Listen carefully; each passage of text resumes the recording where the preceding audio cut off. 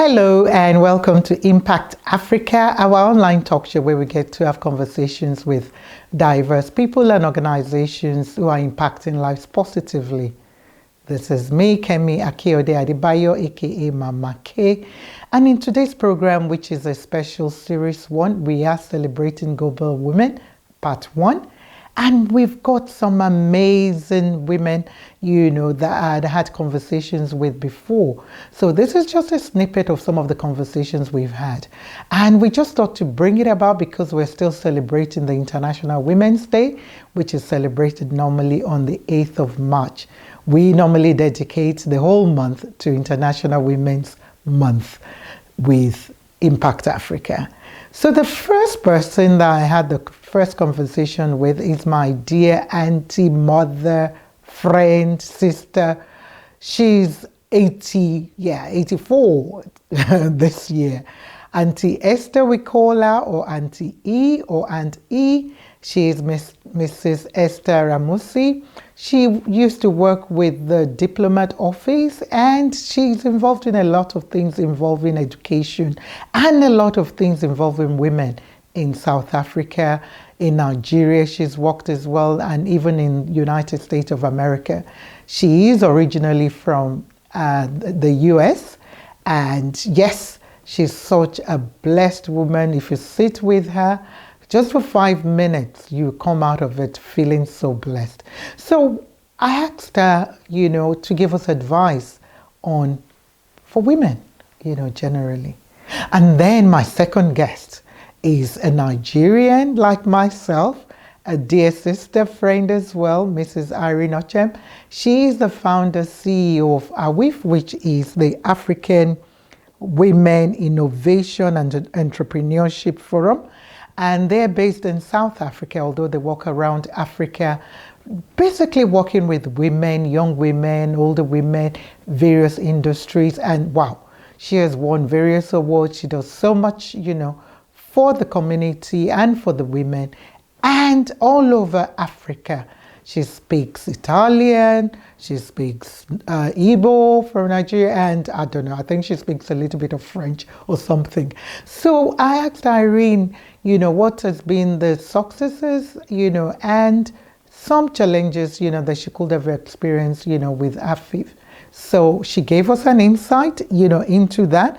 And then my final dear sister that I had this conversation with as well, Mrs. Patricia Mudiayi. She is the founder CEO for Kwesu, which is an MPO NGO that works with women as well in South Africa, upskilling them, doing a lot of things, helping them to sew, for them to, basically be able to be empowered, and encouraging them in terms of entrepreneurship and a lot of other things she does. And she's a teacher as well. A graduate, and she is originally from the DRC, Democratic Republic of Congo. And yeah, I just had a blessed time chatting and having conversation and hear them sharing their stories. So I asked Patricia, how COVID has been for our organization, and as well, we just went into her sharing more of her stories. So enjoy. I want to maybe ask you, if you don't mind, because you're 83, looking so young and so beautiful. So what advice do you want to give to our women, out there? And I want you to just speak directly to them. As an 83-year-old African American, Jamaican, South African, Nigerian, all combined into one. What do you want to say to our women out there? Women, many times, make you feel very good about being a woman. But the physical is fine, you all, because the physical is what most people look at.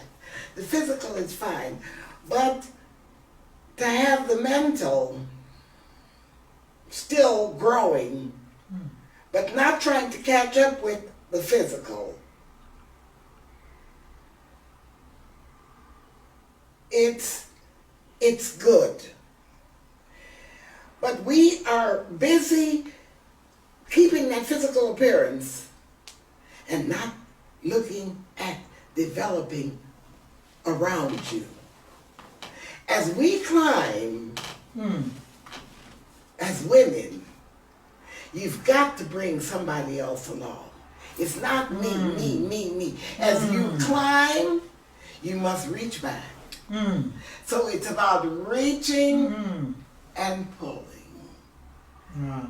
And I'm a member of National Council of African Women. I am PRO, National PRO. And That's 83. it's a lot of work. Mama Esther. But we've got supportive women. And it's not good, and yet it is good, because you see all the flaws of these young women. So when you go to their meetings, instead of you gaining, you're fighting. Because you're bringing up old stuff that the founding mothers and the founding women and the founding sisters taught us, because they were still around when I came into the organization, NCAW. But you all, if everybody is able to do their part, do something, it makes it better for all of us. And the motto is not the motto, because do unto others is as you would have them do unto you is the motto. But one motto, not a national motto, but one saying, others first, self last. Okay. That's and we can do without, we can even go without shoes, because we've had shoes. But above all, let's train our children. And that's what we're not seeing. Our children are not getting trained. And if they are becoming better trained than they were when we met them, let's keep talking to them. I don't care whether you, I really don't care whether a young person pays attention to what I'm saying or not. I really don't. Because I know one day it will sink in.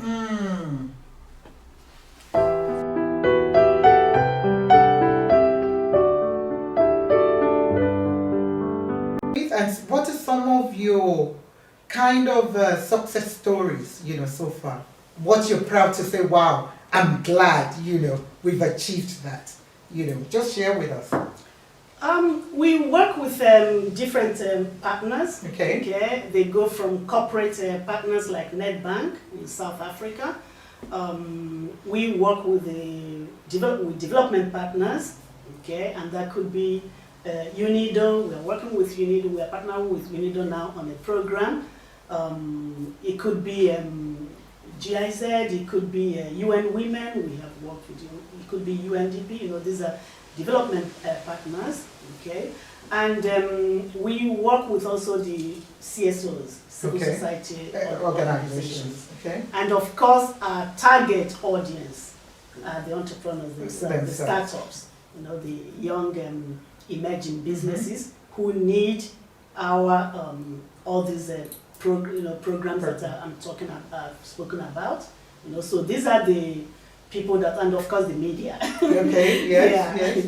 So these are the partners. So sometimes we co-design the programs, in partnership with these partners. Other times it could be a program that they own and that they want us to be part of it, implement it. We are currently working with African Women's Development Fund. So we've been supported also by different organizations, by African Development Bank, Bank of Industry Nigeria, MTN has sponsored our events, Agra, in the agribusiness sector. We have worked on a program in agribusiness with the EU, for 2 years. So these are... Wow, you're doing a lot there. share a success story that you feel that you. I want to hear that. And I have another our question. success stories are the successes of the beneficiaries. The beneficiaries.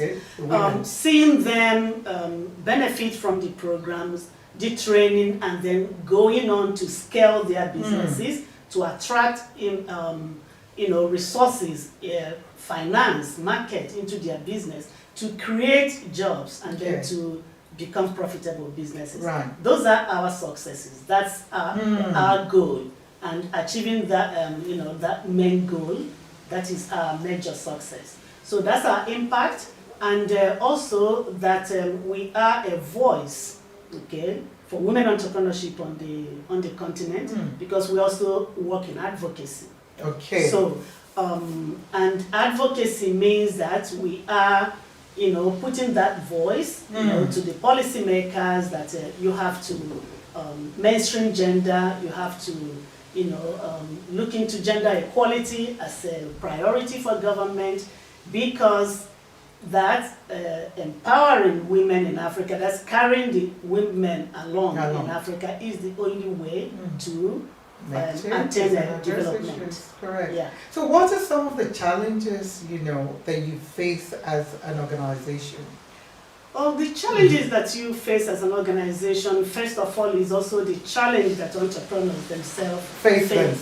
So you're experiencing what your beneficiaries because I'm a social entrepreneur, so to say. Okay. So your challenge is also about getting, resource mobilization. It's a challenge.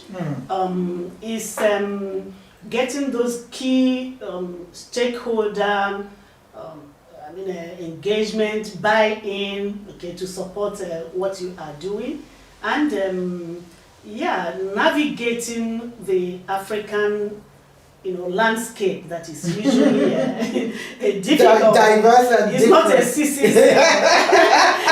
As they say, not a joke. Yeah, as they say, Africa is not for sissies. So those are the challenges. That already you have a challenge of infrastructure as a big barrier to business on the continent. So those are the main challenges. Then you have a challenge of skills.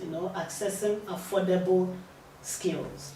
So it's not that the skills are not there, but I use the word affordable. So interesting. So now that we've had COVID, which is the new norm, that we're all kind of trying to live in, and with all these challenges, that you're talking about, how has COVID impacted AWIEF or your beneficiaries? How, positively or negatively? I would say negatively for the beneficiaries, for the entrepreneurs, for the startups, for the women. It has been devastating for many of them, for their businesses. If many of them, their businesses have had to fold up, others have lost revenue. So the entrepreneurs, certainly, they have been negatively impacted.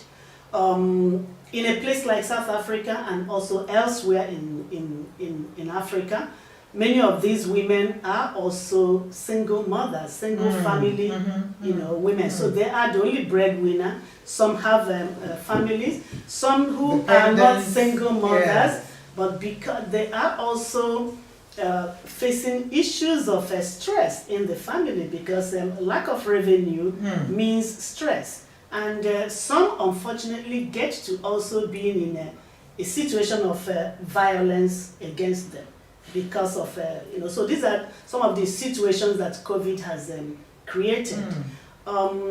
We run a program, we are running a program, we're still running the Academy for Women Entrepreneurs, which is a US government project that they are implementing in 52 countries in the world. So we are the implementing partner for that program in South Africa. So we are running it in partnership with the US Embassy. For the beneficiaries must be South African. Yeah, there are 125 women, South African young entrepreneurs. So we started this program last year in the middle of COVID. So here you are dealing with young women, young South African women, and we went through this journey of working with them during COVID, and we saw what impact, what challenges many of them were having. Working from home, you have issues of affording data, electricity, internet, okay? You have issues of they are handling balancing life situations, family situations with coping with this training program. They have issues of some of them that suffered in the family, COVID infection, sometimes even loss, death. Okay, so we were dealing with all these issues. So we saw this, closely. So COVID has had a lot of impact on our beneficiaries. Yeah, but as AWIEF, as an organization, I wouldn't really say the only impact is negative. Is that we have to work, more in a different way. In a different way, we have to adopt technology. And it was with all the virtual Zoom meetings. Yeah, it wasn't easy. You have to work harder to keep up with the technology, with the way it's going and all that. So we have to pivot. And we have to redesign programs, to be able to. But we were able to continue implementing our programs. Bringing in new ones, and all that. We're probably, in a way, with COVID, I know previously you would have had to travel to some of these events, the cost, the stress, We've been implementing since last year a program in Nigeria and Malawi. The same program, we're implementing it in Nigeria and in Malawi. I was supposed to be in these places, but Kemi, what it also meant was learning that actually you could do so many things without traveling on the plane. So I can tell you that to some extent I'm not, it's a good thing. Yeah, it's a good thing because we reduce our, I know our friends or, business people in the airline sector. Yeah, they've been affected negatively. They would like to hear that. But you reduce your travel costs. Yes, you reduce your travel costs, you reduce, what is it that they call it, the carbon. Exactly, in terms of helping the environment. Helping the environment, and actually, we were able also to create more value for our entrepreneurs, using technology, because technology is a great enabler. So, I think I have lived that more positively than negatively. What are some of the personal qualities you think you have that have helped you with addressing some of these challenges, whether COVID, whether natural, whether whatever? What motivates you? I think what motivates me is, seeing impact from what I'm doing, But at the beginning, I think what actually prepared me for that is that I would say that I'm somebody who was used to challenging situations, challenging status quo, starting from as a little girl, because when you are the only girl in the family with 4 brothers, 2 in front of you, 2 behind you. Oh, you're a middle child. Yes. Okay, only girl. Yeah. Wow. So and you lost your dad at an early age as well. Yes. Yeah. So I think I had to fight. Yeah. For yourself, boys. I've been fighting the men, the boys. One way or the other. So it has. So I think that's. Thing is... It has also been there. You exactly. grew up with it. So now, when I decided to do this thing, that means also challenging the system, challenging the status quo, that women shouldn't do certain things or can't do certain things or can't have equal access to certain things, okay? So already that natural thing is one of the things that... is an ingredient for success in what I'm doing. Okay, so that is it. But then you have other things that go with it. It's about hard work. It's about having a vision and being passionate about that vision and believing in that vision, and then going out to find people who believe also in your vision. Because you can't do it alone, at the end of the day. Absolutely. Yeah. Because you've spoken earlier on about your partners, your funders, all the people you work with. They have to buy into that vision to be able to be a part of it. And I think as well for you did, maybe you were really being very humble.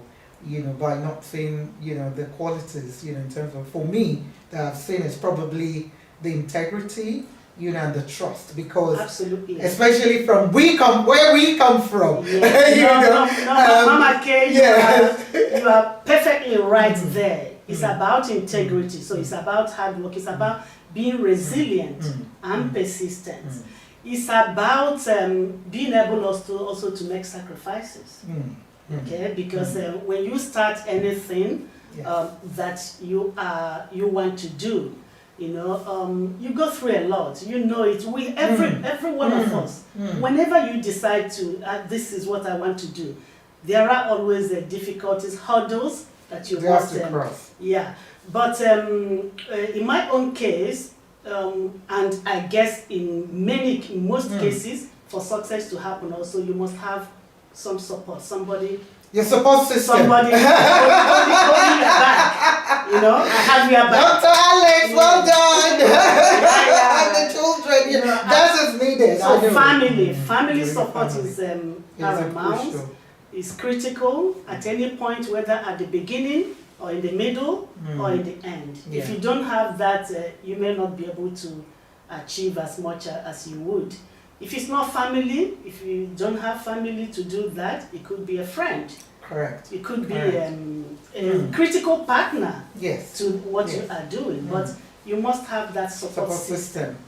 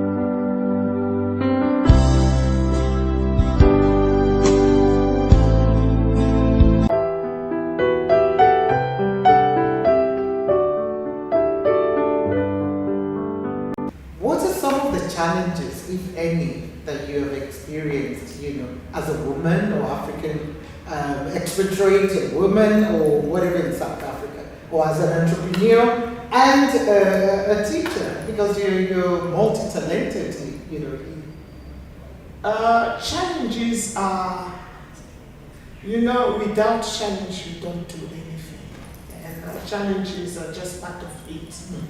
And challenges are just like the one that are helping you understand what you're doing and who you are in what you're doing.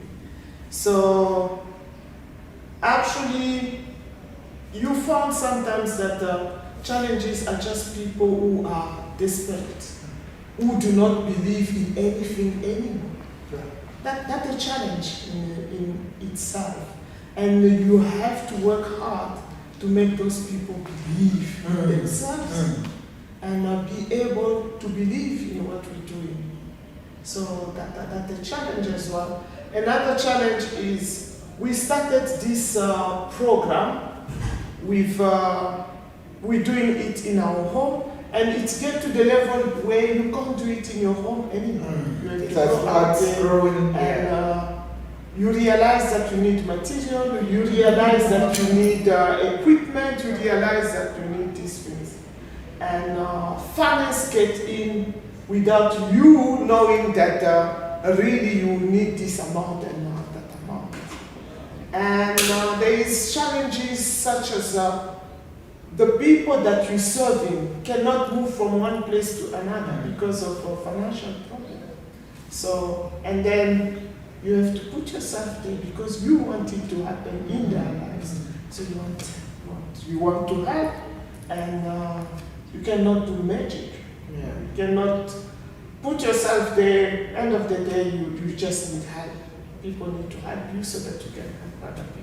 So you managing to address some of this has been through working with others and, getting others, in terms of support. Yeah. With COVID, the pandemic, last year has affected a lot of people, positively and negatively. How has that been for you and Kwesu? We had difficulties in terms of the ladies could no longer come to the center because of transport, because of the stage of COVID when it was the lockdown, and they were nowhere to come to the center, so which means all their problems, all their struggle, they have to keep them, and the stress of COVID. So we tried to do some stuff online, which was not also easy because they need data, and data is not for free. So those are the challenge, and those who were not working, who were depending on our food, the food parcel that we give, could not come and fetch the food parcel. So it's another problem. So we have to drive around and give food to people here and there when we could. So at the same time, we have the opportunity to do masks. Right. So which was a positive. Which was a positive. Because that way it got the women things to do, and at the same time. Yeah. So we managed to do the mask with the woman in the center. So when some lost their job, we were busy working. So which was something positive at the same time. So. Okay. So what personal qualities, do you think you have that has helped you along the way, in terms of what you're doing and contributing to your success? Because you've been on TED Talk, you've got a lot of awards, you're motivational speaker. What are the qualities that you think that you have? I know you're shy, but this is about selling ourselves. This is about sharing our story. Sometimes somebody told me that, Patricia, you don't know some of your qualities. Because if you knew them, you would tap into them. Okay. The one thing I know about myself, I'm a very courageous person. Yeah, you took a risk to just say I'm going to South Africa to work. So very courageous. I am also a very bold woman. I'm bold. I stand, and I keep going. Nothing stopped me actually. Nothing stopped me. And what else? I do persevere. That keep going. I do persevere. And I do enjoy a lot. I enjoy endurance. Sorry for endurance. And there's many more that I don't know that I cannot explain. Which other people will say. But it's just for people to know, and see that, okay, we need to sell ourselves and be able to, it might not necessarily be bold, but you might, have that perseverance spirit in you to keep going. And another thing I know, I'm a very committed person. When I promise, when I say something, just as I said, I will do. So what motivates you? What motivates me to do Kwesu? What motivates me in life? Generally in life. Kwesu, life, what motivates you? I love people. I'm a people person. People give me energy. I feel good when I'm with people. When I speak, I feel good. Right. And the energy I get from people push me up. And it's been great. So now let's come back to Africa generally, or our communities, even in South Africa, and I'm sure it's similar to various places in Africa. We have challenges of poverty, unemployment, and so on. And for me, I believe in always talking about solutions, even if they're not practical. So rather than dwell, on the challenges, which we know, we keep talking about it. So in your view, what more can be done, to address some of the challenges faced by our women or our young people? Let's just focus on those two. Yeah, for me, we need to keep on working. Organizations, schools, different institutions need to keep working. and we need to work together. And mostly we must make sure that we're teaching people to be leaders. Those are the things, I think I learned these things when I was young. Many things that I was doing many things that we were doing when we were back at school was all about leadership. So it's like been kind of grooming you without you even realizing it. Without you realizing. Able to step up boldly and yes. Because I remember all those things that I did at my church. We were movements that were happening in the afternoon of the church. And we were going there. It's a movement like scout meetings. And ours, we used to call it Kiho. Right. Kiho. So those movements, it's all about leadership. The games, everything that we were doing, it's all about leadership. We need more of these things so that kids can learn, so that African young women, young boys, or whoever can learn to step in, to be there for others. We need to teach these things. Right. So those are the things that we need to teach. But it people. means part of it, from what you've said, part of it I believe is whereby you what's the word? You were volunteering as well. You were involved. Yes. You didn't, sit back in the church program, in other stuff. So what we're saying is, we need to work together, like you're saying, step up, more leadership training. Step up, more leadership training. Help kids to be involved, help kids to take responsibility of themselves, of the community, and so on. Train kids from early age to be leaders. So these are the things. So what future do you see for our young people, and what future do you see for Kwesu? In the young people, I see people becoming businesswomen. I see young kids, the one that we're taking to the sport, becoming leaders for sport, leaders in the companies, and so on. People who are leading, people who are taking responsibility, people who are creating things for other people. So this is what I'm saying. People who are making sure that this community needs this and that, and I need to be part of the people who are making these things happen. So those are the people that I see coming from Kwesu. Those are the people that I see really, they are taking part in what we're doing now, and tomorrow they can be able to do it for other people.